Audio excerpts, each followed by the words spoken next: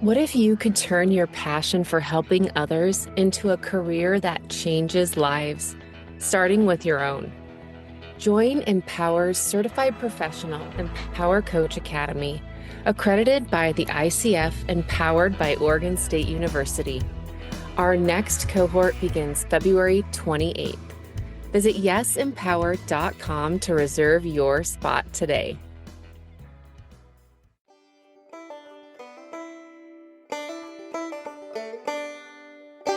Welcome to Rewired. I'm your host, Tiffany Grimes with Empower Coaching and Training.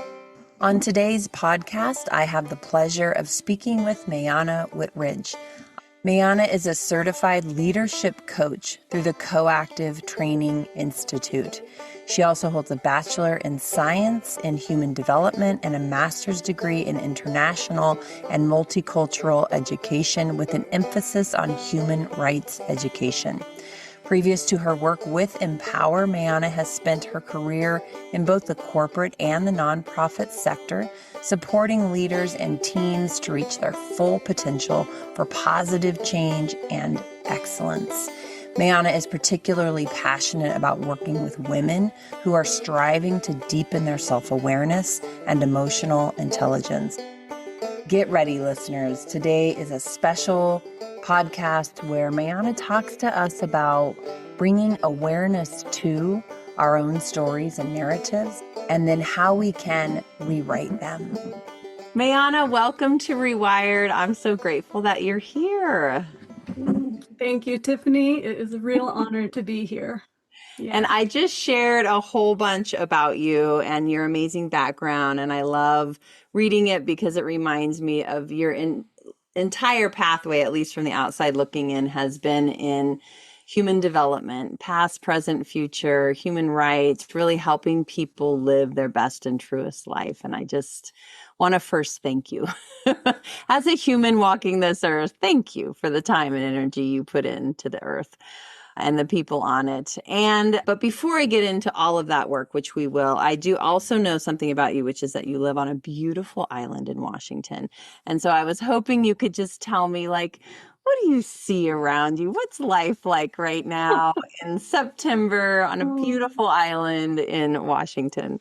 Oh, what a sweet question.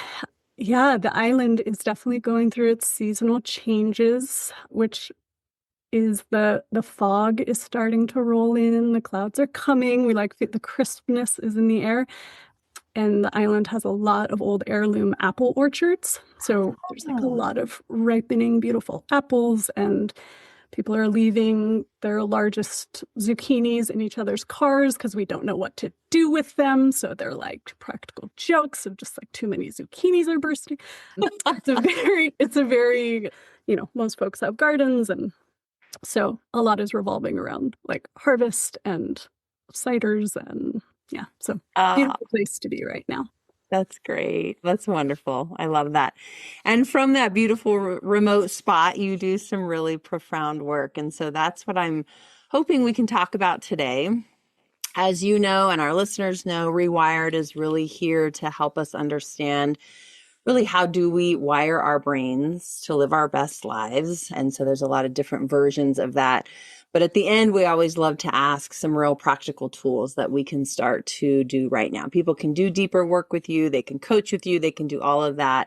And I really love to be able to have people walk away with a tool or two that they can put into practice right now. So look forward to that question before you leave us. All right. Well, as you and I kind of brainstormed what we were going to talk about today in the many options that we have to talk about with you, really what we landed on was this idea of unlearning narratives. So I'd like to kind of unpack that first. And you've worked specifically with a lot of leaders, specifically a lot of women in leadership, and they come from many different contexts. And when you think about unlearning narratives, what does that phrase mean to you, and why is it essential to leadership today? Yeah, it's such a good question. And right before I jump in to answer it, I just want to share what a full circle moment this is, in that Tiffany, you actually were my coach 10 years ago. And I was. and you you were one of the first people that helped me start to become more aware of the narratives that I was telling myself, and especially those that were unhelpful and limiting and really holding me back from the path that I wanted to be embarking on. And so it I really is do this love amazing that. moment right now. Wow, now we are back 10 years later, a little 10 years plus later, getting to sit and have this really powerful conversation. So I Yeah. wanted to name that. Thank you. I remember that. I loved that. So yeah, unlearning narratives it's really a foundational part of the work that I do, coaching one-on-one with leaders. And I found often that when I'm supporting leaders in this coaching context, most of our work together is focused on identifying goals and how to go about achieving them, of course. But sometimes these are clearly defined performance goals, and those are driven by metrics. But often, as the coaching goes on, things become more nuanced and personal.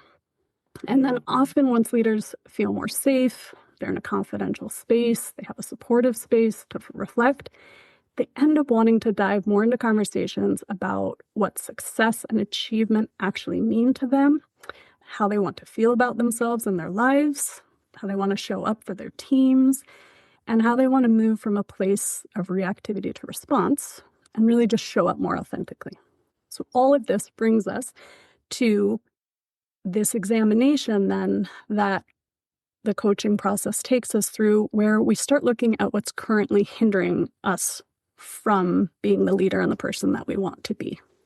And so when we start uncovering these personal narratives, these stories that we're telling ourselves, that's when we start recognizing a lot of them are unconscious and really on repeat. And it usually at that point becomes a pretty quick process for clients to realize what stories they're telling themselves that are unhelpful and limiting, like I did with you way back when, and also to recognize that the stories that are in their way, they're generally quite eager to unlearn these narratives, bringing us back to the subject of the podcast, right? And that instead we get to choose the ones that we want to believe in that really help us in our leadership and our lives. Yeah. So when we think about why this is essential for leaders in particular, it's often how we treat ourselves, how we speak to ourselves, the stories that we tell ourselves. Those are often in how we end up treating others and speaking to others. And so I really do believe that the more aware we can become of what's going on the inside, the more we can gain choice and agency with how we interact with others and, most importantly in this context, with our teams. Yeah. So, yes, to all of that. And what it makes me think about is what makes us so amazing as leaders, and also what can limit us as leaders is our humanity, right? I mean, I think about the work that we do in coaching leaders. It's often digging down into just that humanity and the way that we talk to ourselves. I think it's so powerful what you just said is, if we're talking to others that way, it means it's also probably how we're talking to ourselves. So how can we turn the light on, unlearn, and then relearn? And that really is with us. So before we even think about how do I lead somebody else through kindness or resiliency or compassion, it's how do I talk to myself with resiliency, and compassion.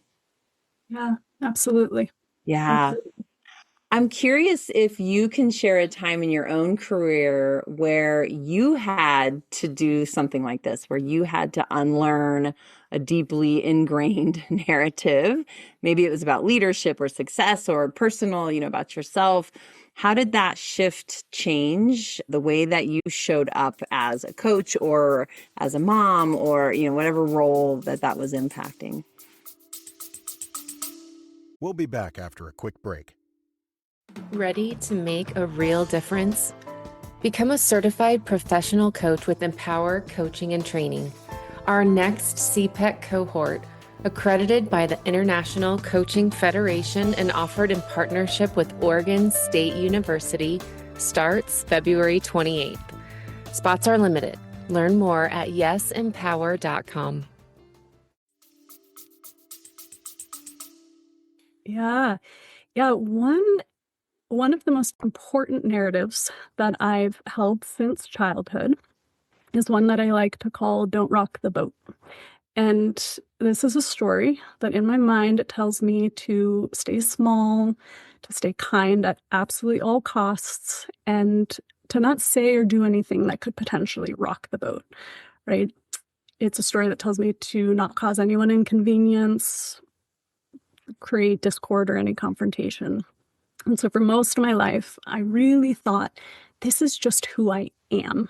I'm a peacekeeper, I'm not a troublemaker, and I'm here to keep things calm and stable. I never questioned it. It just felt like truth, just part of my fabric. And once I began becoming more aware that this is actually a story I'm telling myself, figured out some of the roots of why this narrative started becoming a part of who I thought I was. Once I recognized this, I realized that there was actually this big part of me that had been silenced because I was holding this narrative so concretely in myself, and that part actually really wants to make some good trouble. Like, there actually is this part that wants to rock the boat a bit, but it wasn't given permission because it really was like silenced by this narrative. And so in allowing myself more time and space to explore this new narrative of this good troublemaker part of myself, the amount of freedom and power and inspiration that I'm finding in myself, in my relationships, and most importantly, right now in my work, it's really exciting. And Yeah. and then I love this question about like, how did it help shift the way I'm showing up in my coaching relationships and as a coach? And it really has made me a better coach. And that is that while coaching is much about reflective listening, of course, it can also be about asking really challenging questions. And that can inspire clients to dig deeper and go below the surface, right? And confront things that may bring up some discomfort. The more comfortable I'm realizing that I am holding space for that discomfort and asking those harder questions, that's what's bringing about more growth for the clients to explore and achieve. So it's been a pretty pivotal one. And I will admit it is a process, right? Often we don't 100% extinguish the narratives, or that takes time. So I'm just as human as all of us in that practice of working with this narrative. And Yeah. I want to highlight a few things you said because I think it's so important for everybody to pay attention to, which is how those stories, whether they're examined or not, how those stories shape our identity. Mm-hmm. So the story about I'm not going to rock the boat, I am the peacekeeper, which then impacts so much of our behaviors and our actions and our outcomes. And what I love about what you said is this, I don't even know if you heard yourself, but this statement of transitioning from I am a peacekeeper to I'm a good troublemaker. Like, it's still framed up and it's positive. We're doing this in a way that creates change and movement in a positive way, but also gives the green light to saying something or doing something or, creating space, giving voice to those old silent places. Yeah. Yeah. Beautifully reflected, and I appreciate you underlining that element. Yeah. Well, I think those identity. Yeah, identity. I think it's so important and how we like being able to say, because we can have all these ideas about things I'm going to do, like, my voice matters. I'm da da da da. But in the moment, to be able to remind myself with a statement instead of I am a peacekeeper and so I will do this, to have that quick go-to statement of I am a good troublemaker, or however, whatever that easy remembering statement is, like, this is me. And so I can say it in a moment where how you were mentioning, we go back to these old mental models or old neural pathways, old identities, and we can quickly reroute ourselves to go, no, I am a good troublemaker. I can feel this in my body, and I'm going to speak up. Yeah. And as you're saying that, it's making me realize how much, when we can acknowledge these narratives that are limiting or unhelpful, and we can start to recognize what we want to become, so much of that is about giving ourselves permission. Right? I had to go through this process of giving myself, this part of me, I should say, this part of me permission Yeah. that I could make good trouble, that I could become, someone that feels more comfortable rocking the boat when it's appropriate, when it's necessary. And there really was this link of permission that I needed to give myself.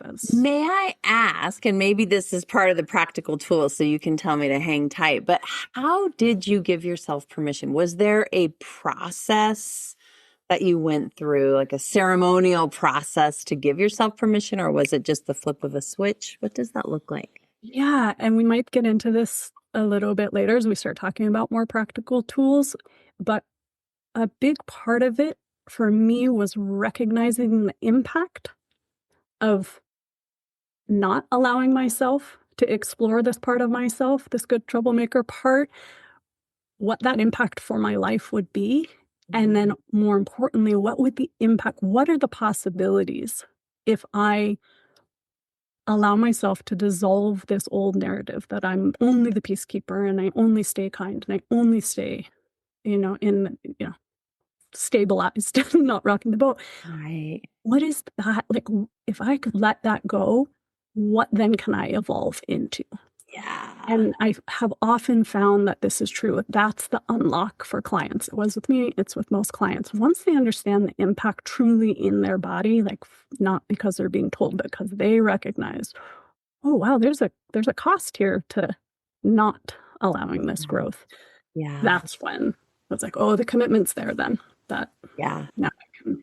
Yeah. And, I just want to share an observation again, because I know your professional and educational background, like that boat rocker was leading your career. Your whole career has been human rights, transformational change in leaders and organizations. Like the boat rocker was like, let me out of here. Okay, if I can't do it in my life, I'll do it in other people's until you give me permission. I love that.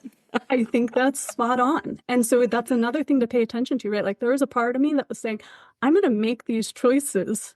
Even if I'm not fully embodying this, I'm going to make the decisions to help me go there. And then there's this part that's catching up. And so that's a beautiful observation. Yeah, very that's true. Great. That's great. I'm gonna have all the tools for the moment I press Totally. go. Yeah. Well, I'm curious, I jokingly share my love language is neuroscience. And so I always like to think about all of this from, we've talked about rewiring the brain and new neural pathways. And so I love to kind of bring us into that when we think about this work. So from a neuroscience or coaching lens, what's happening in the brain when we hold on to these old narratives? And what does it take for people to begin to rewire those stories? You mentioned permission, but from a brain perspective, what's happening and how do we do that work? Yeah. So when we're continually thinking the same thoughts, when we're holding the same beliefs, telling ourselves the same stories, we're really creating neural pathways with those thoughts. And the saying that neurons that fire together, wire together is really applicable here, right? We're really creating, most of the time, I will say, as humans, like we're creating these negative story highways in our brains. And our brains really like to conserve energy. They don't actually like novelty or change that much, which really requires energy to support. So our brains have this natural, our brains have this a natural negativity bias. Yeah. Right. So this is an important evolutionary adaptation to pay attention and to instantly register and store threats and danger and learn from negative events, because often in the past, as we were evolving as humans, our survival really depended upon that. So I think it's important to recognize that our brains evolutionarily are more wired toward negativity than positivity. And so that's why this very intentional rewiring comes in. But thanks to our relatively new understanding of neuroplasticity, we know that we actually have the power to change that wiring. And one of the ways is to actively tell ourselves new stories and actually create these new neural pathways with our thoughts, with our beliefs, with our actions that really start to support us rather than limit us out of a fear or protection. And yeah, just to really name how active intentional this process has to be because of the ways our brains evolved to adapt and keep us safe. So yeah. I love that you bring up, this idea that the stories we tell ourselves are creating brain pathways. And I think that is profound. We're building a brain. We build a brain. We literally, it isn't like we just talk about thoughts and there's webs that are happening, right? It's like literal neurons and dendrites are coming together and making these connections based on our thoughts. And so I think whether we placed those thoughts in our head or somebody else placed those thoughts in our head, we practiced it, we owned it, and now we're literally building a brain around it. I think it's so important for people to understand that because it helps, I think, build empathy as to why it's so hard to change it. Because we literally are having to build a brand new pathway. The old one doesn't go away for a long time. You're slowly building this new delicate pathway that you have to choose over and over to say to yourself, to practice, to believe, to move into action, to strengthen those connections, and eventually weaken the old one. It's not like just because we decide, well, that's not my truth anymore, that the brain pathway goes away. It's still there. We just have to work on a new one. Yeah. And to name, I know I experience in my own life as I'm trying to tell myself these new stories. And there are some days where it's crystal clear and it feels like there's less resistance to creating that new pathway. The beliefs, the new story, it's there. It feels crisp and supportive. If I get a bad night of sleep, if I get a terrible night of sleep, I wake up the next day drained and tired, how quickly it's like my brain is tired and how quickly I start to default to the older narratives. And there's a bigger challenge to be, as you're saying, like recreating that delicate new pathway. And so I do offer that. I think there's a lot of compassion and a lot of grace in this process, and to trust that maybe, if it is about sleep, once you get a good night of sleep again, okay, it's easier to then put that effort forth towards creating the new pathway. So to recognize it's not always linear, and it can, our physiology also can have an impact here. Yeah. And noticing that, right? Noticing what's my toolkit to help me be at my best. Sleep, that's important. Oh, nutrition or walking or creativity, whatever it is, noticing that with love and compassion. Where am I more likely able to practice this, and where is it more challenging? Or when I'm in the presence of these people, is it easier or harder? Or when I'm, whatever it is, I think those observations are pretty powerful tools. Absolutely. Yeah. Okay, well, let's take a quick break and we'll be right back with Maeanna. We'll be back after a quick break. Ready to level up how you lead at work and at home? Empower Coaching and Training brings brain-based coaching, mindfulness tools, and real-world strategies you can share with those you serve and live with. Get started now. Visit us at yesempower.com.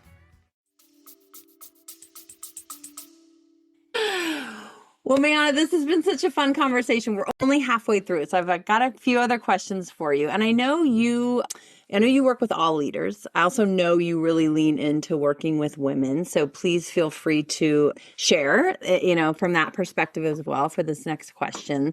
For leaders, what are some of the most common narratives you see that need to be unlearned? And again, I guess I'm bringing this up because I think maybe culturally there's lessons we learn in the genders that we are raised in that might inform our narratives. So feel free to bring any of that up if you want to. And then specifically how those narratives show up in the day-to-day lives as leaders. Yeah. So I will lean in more in this question to that my work is currently primarily focused on women leaders and executives. And I definitely am seeing some commonalities, some trends with many of the stories that we as women tell ourselves.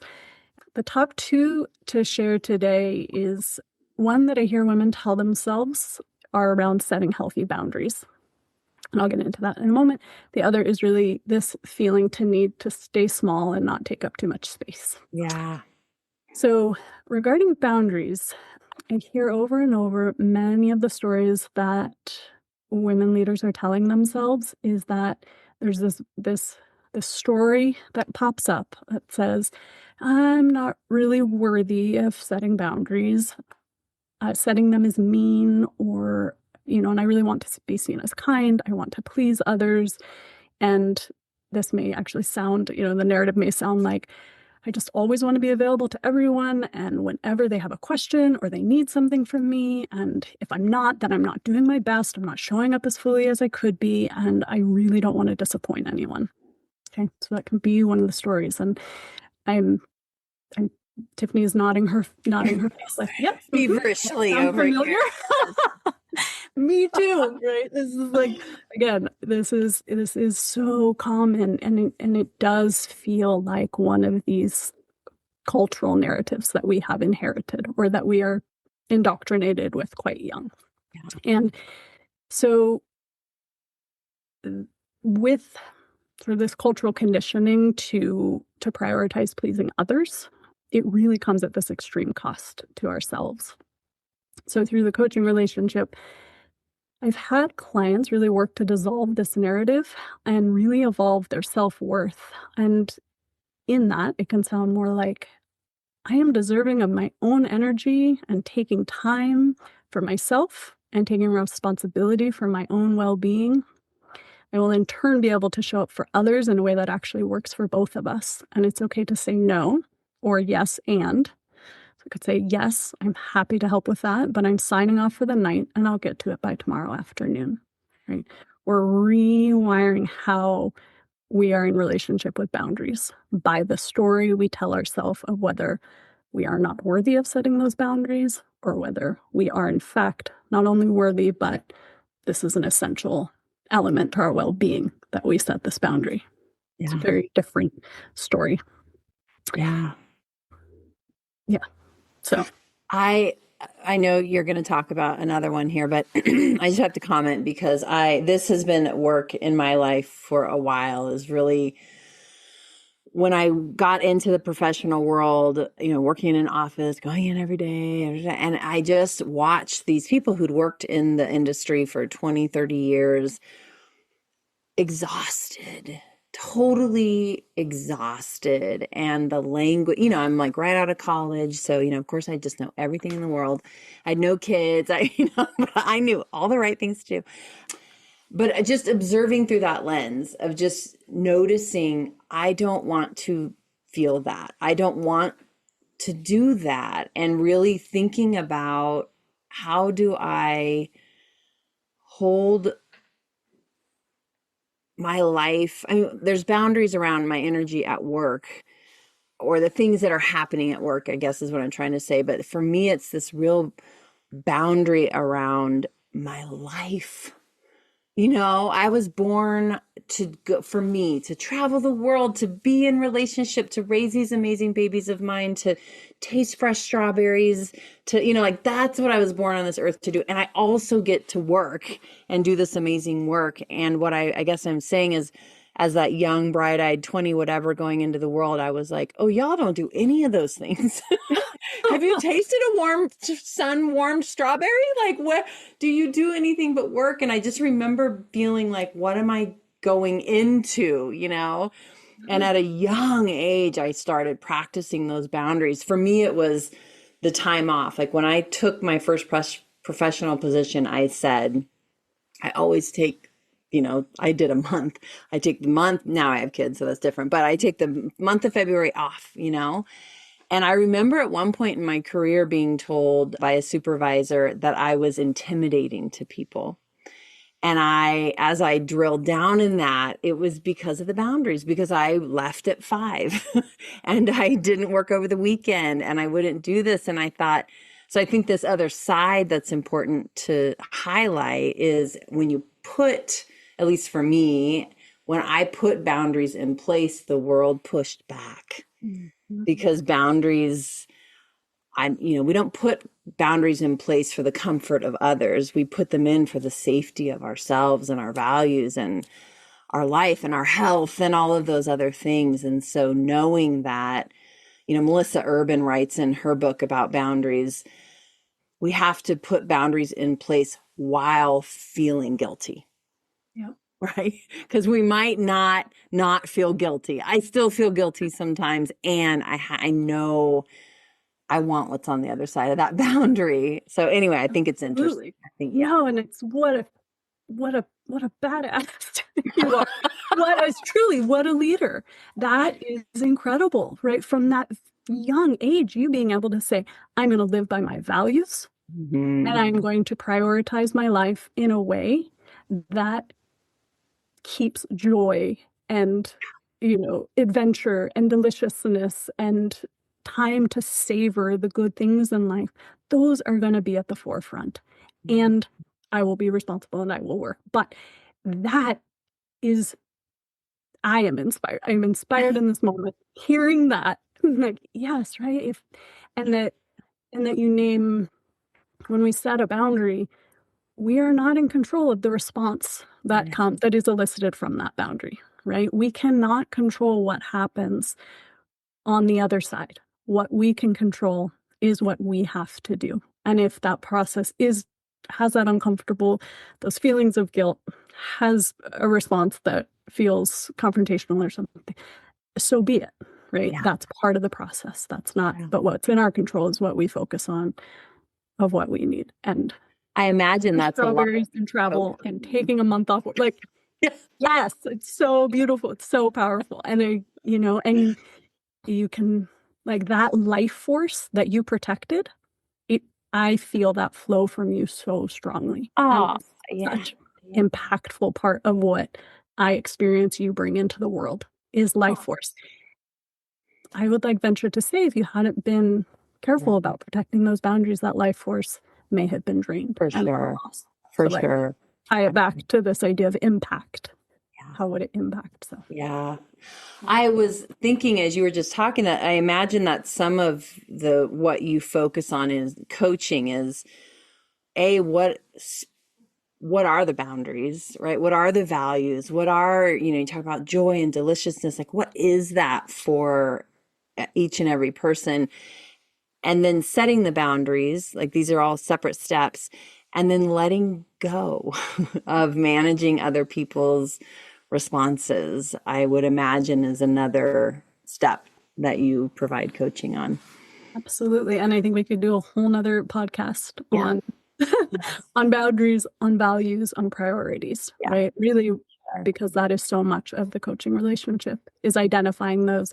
Those, of course, all influence what narratives are no longer working for us because they actually do not align with those priorities, values, intentions of how we want to live.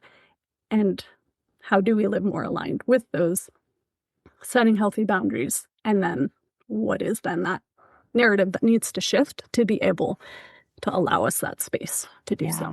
Yeah. God, it's such good work. It's such good work. And I hope that everybody even if a person can't financially or, time-wise work with a coach right now, I hope that they listen to some of these questions you're asking and ask themselves that, go on a long walk, ask yourself, what are my values? How are they showing up? Where are they in my calendar? Like, where are my priorities showing up in my life? And yeah, asking some of these questions, I think it's so powerful. Powerful. Yeah. So unlearning, we talked about creating new brain pathways, creating new narratives. We talk about unlearning some of these narratives. And I think we've done a great job of describing that it can be pretty darn uncomfortable. What kind of resistance do you see in leaders during this process? And how can they navigate that with courage and compassion? Yeah, I think this is an important part to talk about, especially as we think about creating a new narrative as a goal to be successful in achieving that. We have to think about what might come up, what barriers might present themselves, what might limit us. And I think recognizing that the process can feel scary, unknown, vulnerable, just naming those up front is really important, just so that that's sort of at the foundation here. Is there's going to be some discomfort. And that also having a lot of compassion around how long most of us have been holding certain narratives and certain stories, right? A lot of them have been with us since childhood.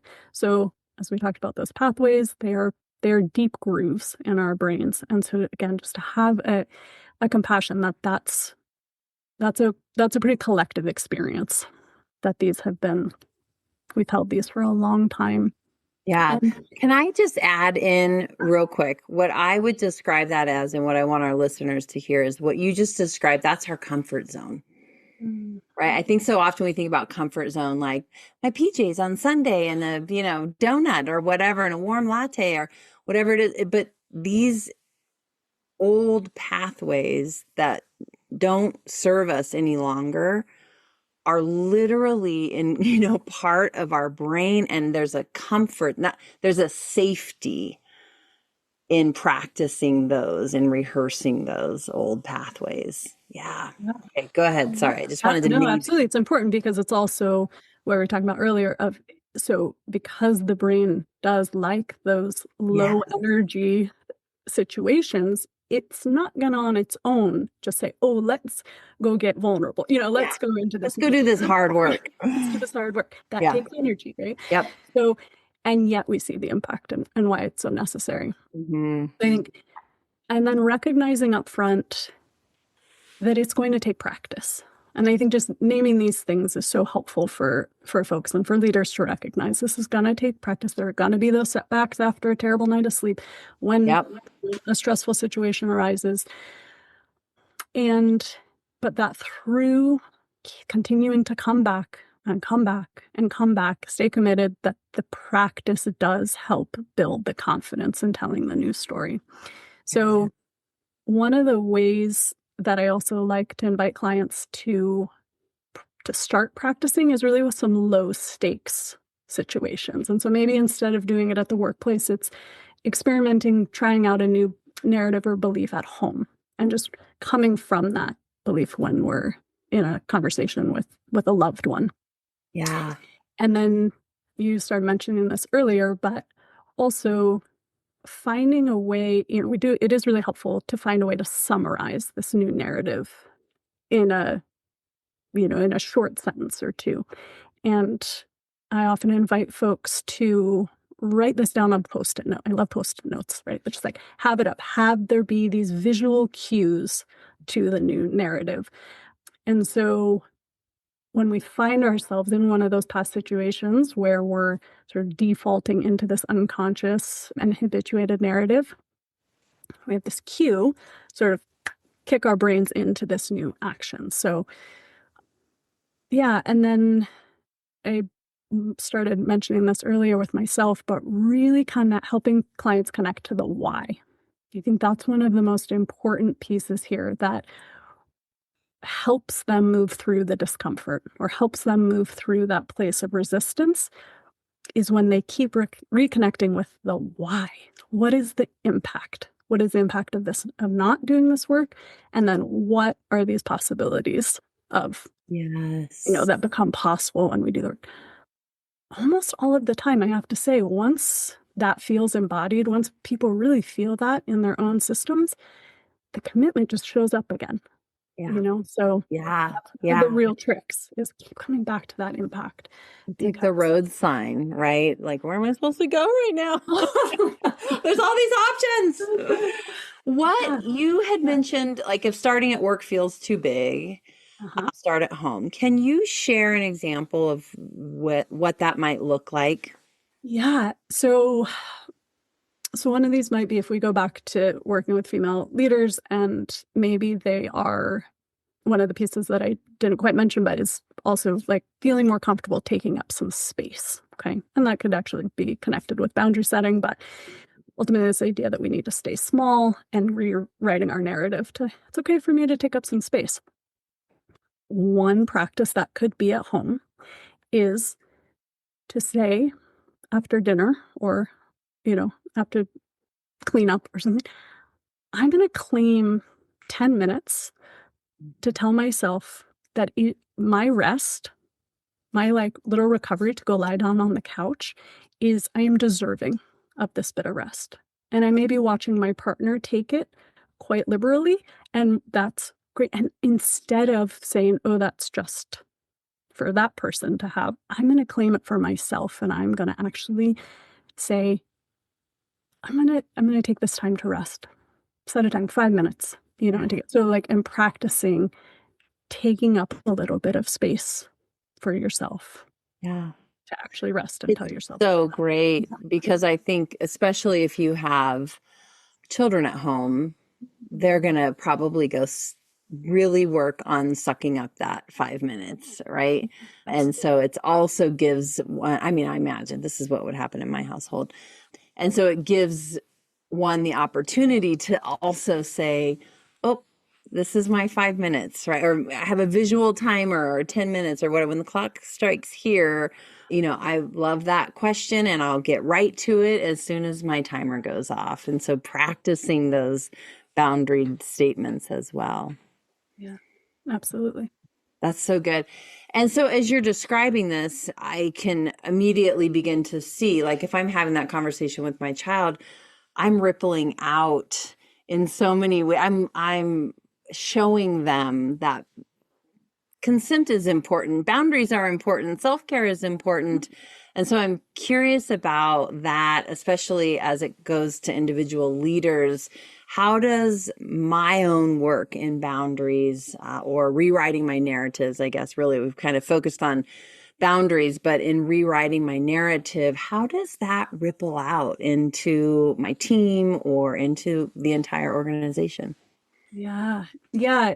So it's one of these things that whether we consciously think we are or not, we are bringing our whole selves to work, right? And it just might not be as overt as we're thinking. But ultimately, the way we are thinking about ourselves, whether we are trusting ourselves or not, that does, as I mentioned earlier, it does affect how we're interacting with others, right? So the stories, the beliefs that we hold about ourselves does have this impact with others. And so one example that I can give that's, I think, illustrative of how when we do this internal work, the unlocking and shifts that can happen that then ripple out to our teams is that one client, we'd been working together for a while, and she told me that it was after a year of working together.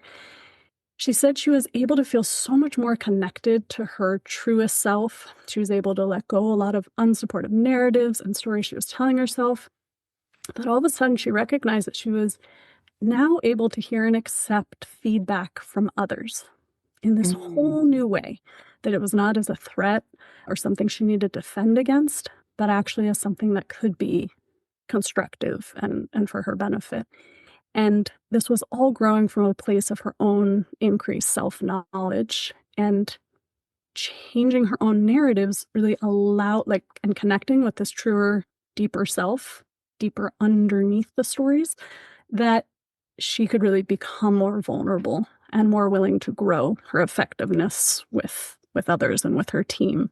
Yeah. And I really held that. I was like, wow, that's a really significant impact that then others feel the safety and comfort to be able to share, right? And there can be a more collaborative, equitable, inclusive culture of being able to offer feedback at the top. Like, Yeah. that's significant.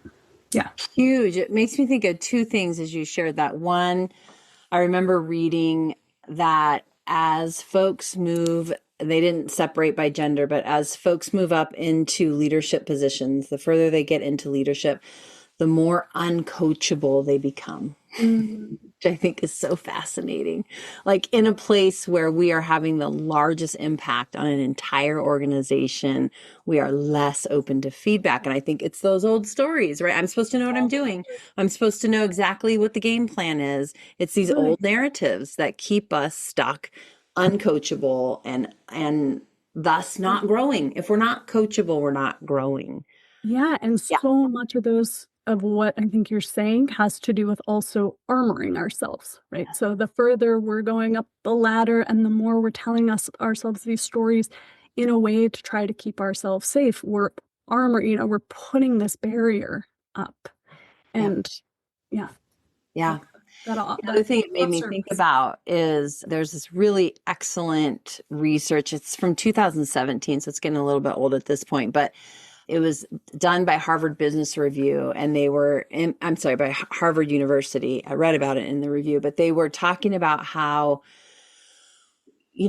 leaders are the point of the spear. Obviously, we know that, but specifically when it comes to mindfulness and listening to our own narratives and rewriting them is absolutely a form of mindfulness. When we practice our own level of mindfulness, we positively impact the psychological psychological capital of an organization. So what they measured is by me as a leader doing my own mindfulness work, examining my narratives, they can measure increases in resiliency, optimism, self-efficacy, and there's one more. I forget what it is. But, you think about hope. I think it was hope, increasing these things within a team or an organization. We don't necessarily have to deploy a program. We need to go in. We need to go inspect, what are my narratives? How can I become more coachable? How do I continue learning? Because if I'm shutting down, I am absolutely rippling that out into my team. If my story is, I'm supposed to know what I'm doing, so I'm not going to ask, I'm absolutely conveying that to my team and to my organization. Don't ask. Don't ask me questions.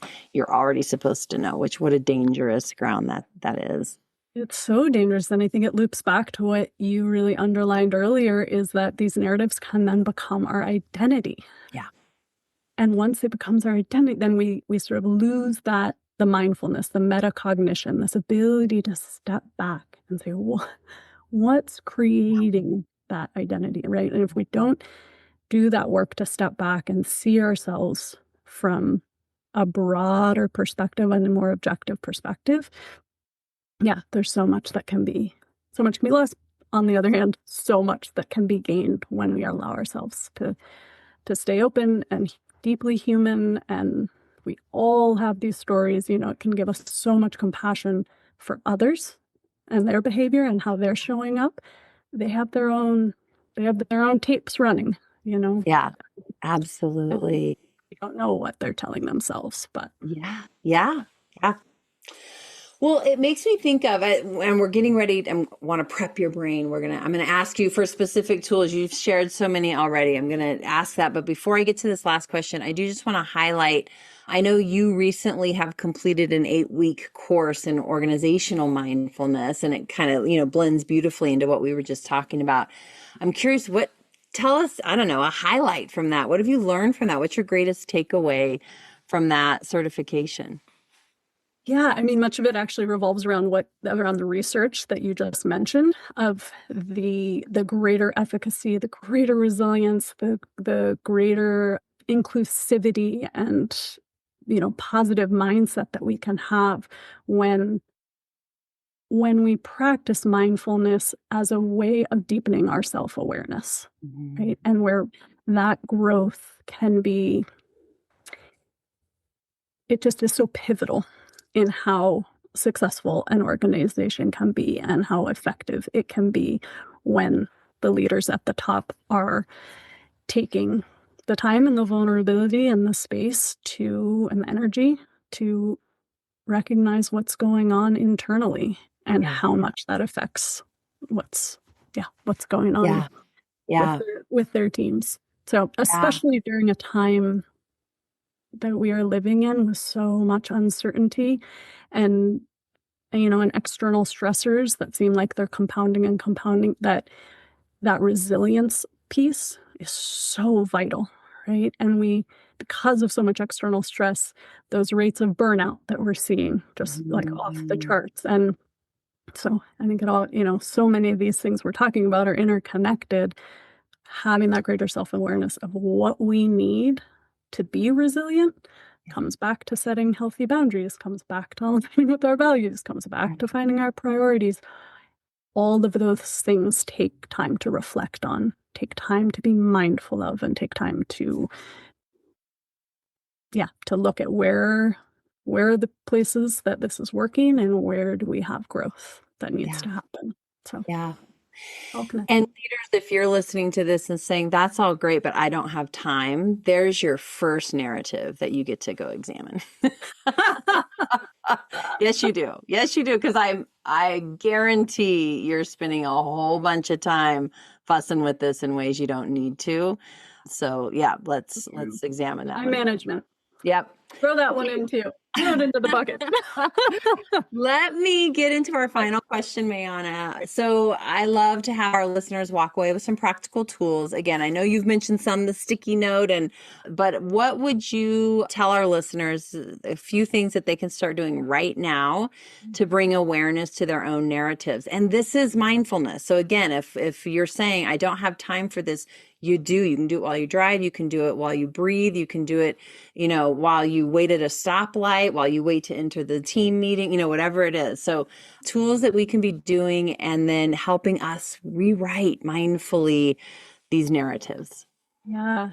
So the first one, probably that is not going to come as a huge surprise, but it really is awareness. We can't begin to dive in until we have some awareness. So as Tiffany's saying, that awareness can be just pausing to recognizing the thoughts that keep running through your mind, especially the ones that are on repeat. That's a great place to start. Is just, what are those narratives that I just keep hearing?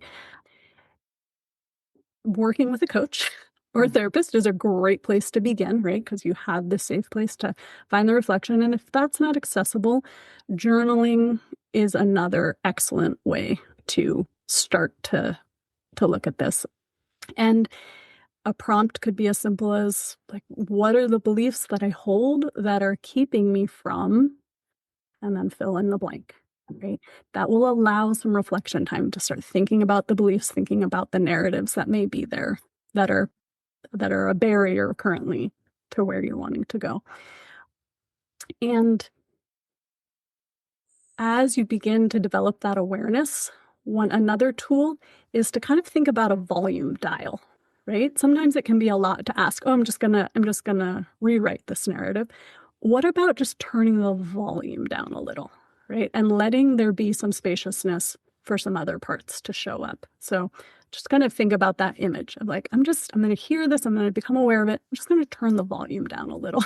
That's so great. Just not let it completely consume, I don't have to rewrite the whole thing. I'm just not going to hear it through a megaphone. Yeah, exactly. Yeah, exactly. So then the next step would be to become more conscious of what is the story that you do want to either turn the volume up on or, really bring in as truth for yourself. So it's taking time to really name those goals, name that aspiration, name how you want. For me, it's really it was important to become really clear about, what does good trouble mean to me? What does that look like? Where are the places I'm going to practice that? So starting to look at that new narrative. And then, as I've said a couple times, the next piece would really be to connect with your why. So again, ask yourself that question. What's the impact I don't change this narrative, what are the possibilities if I do? Yeah. And then I think one of the important things that I know Tiffany teaches so brilliantly about, but is this idea of what's in our control. And so as you're going through this process, recognizing that what is in your control are your thoughts, your attitudes, your beliefs, your actions, and empowering yourself in that way, that these are things that over time can shift and become more supportive. Yeah. And then just another tool as you're doing this process would be to consider being your own support system, or consider how you would speak to your best friend and try on speaking to yourself that way. How would you talk that way? How can you shift to that level of compassion and kindness that you'd likely talk to your best friend with? That can really start to change inner dialogue pretty quickly. Yeah. It's a good tool. Yeah. So great. You were talking about turning the light on to the, that self-awareness being your first step. And one of the ways that I think for me, how I figure out kind of some of my stuck points is statements I will make to myself when I'm feeling frustrated or stuck. And one of the ones I love to share is I will hear myself say, I will say freaking, but to myself, I use a bigger F word, but I will say, you got to be freaking kidding me. Right. And so to me, that is my red flag of like, the story I'm making up is that everything's supposed to go perfectly. Right. So if like I'm irritated that the traffic was delayed or that the flight got changed, you got to be freaking kidding me, is my like red flag to myself of like, well, what was the story here? That everything was going to go perfectly. And then I can laugh at myself because that's ridiculous, right? It's not going to go perfectly. And so I can kind of rewrite and calm down. And yeah, so listen to your own self-talk too, right? That we are great at indicating our own stories through the way that we talk about ourselves to ourselves. Yeah. Absolutely. And another way you can do that is actually by asking, if coaching or therapy isn't accessible, you could ask a close friend or a family member you really trust, what are the stories you hear me saying? Because often we can identify it in others, right? And if you have someone that you feel comfortable and safe with to be able to go there, that can be a powerful reflection of, well, there are one or two stories. Yeah. And that can start the process. Yeah. I remember being at a work site and having somebody come around and ask me to write down. This was like kind of in the early days of computers. So nobody had like a anonymous Google survey. It was like, write down on these stickies, how would you describe me? What are two ways that you would describe me? And she went to every cubicle. There were like 55 of us in cubicle land, every one of us, and asked us to do that. It was all the same pen, all the same stickies. And so what she was trying to identify are those themes, right? What am I projecting onto other people? And it was fascinating work. And I always thought, I'm going to go do that. That's so great. Yeah. Asking those that spend time with us, they've got so much to say about us. We're not all that unique. You know what I mean? Oh, yeah. Awesome. Well, Maeanna, I want to thank you so very much. Of course, listeners, if you're listening to this and you're moved by Maeanna's work and some of her insight, you absolutely have the opportunity to work with her. And I'll put all the links in the show notes, and please reach out. Thank you. Go enjoy your foggy island day, Maeanna. Thank you so much. I have a quick poem, actually. Can I read? Gosh, yes, please. By this poet, Lindsay Rush, that I just came across, which I thought was so fitting here. So I'm going to read this quickly. Please do, It's yes. called Two Very Enthusiastic Thumbs Up. Today, I will be my own best critic. I will give myself 5 stars just for showing up. I'll notice every nuanced effort and fine touch. I will applaud the debut performances of new talents or habits, and I will rave about the pacing, the blocking, the lighting, the writing. I will exclaim that this is the best life I've ever tasted. I will close my eyes and chew slowly. I'll give compliments to the chef and the director and the artist and the muse. Me, and also me. I will dub myself the voice of a generation ahead of my time, reinventing the genre, blazing a new trail, a savant. Who knows what she'll think of next? I will insist that everyone see the show at least once, if not twice. There's not a bad seat in the house. I will write up the review nicely, unlimited word count, no edits. Post it in the Sunday Times. 10 out of 10 would be me again. What if? What if? Okay? Possibilities, folks. Possibilities. Oh, I love everything about that. Who is that poet? Will you say the name one more time? Lindsay Rush. Lindsay Rush. Thank you, Lindsay Rush, for that. And thank you, Maeanna. Thank you, Tiffany.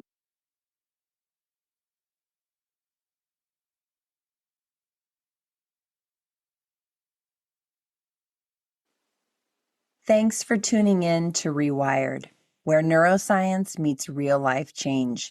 If you enjoyed today's conversation, I'd be so grateful if you take a moment to leave a 5-star review. Your feedback helps people discover the tools, insights, and inspirations they need to create lasting change. While you're leaving that 5-star review, please also subscribe and share an episode with a friend. Remember, the way you think shapes the way you live. Every intentional thought, every mindful choice rewires your brain and your life.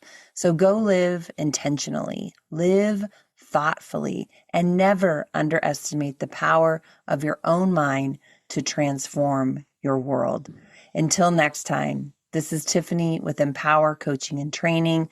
Stay curious, stay empowered, and keep rewiring for real change. Every family has challenges, and every parent deserves support.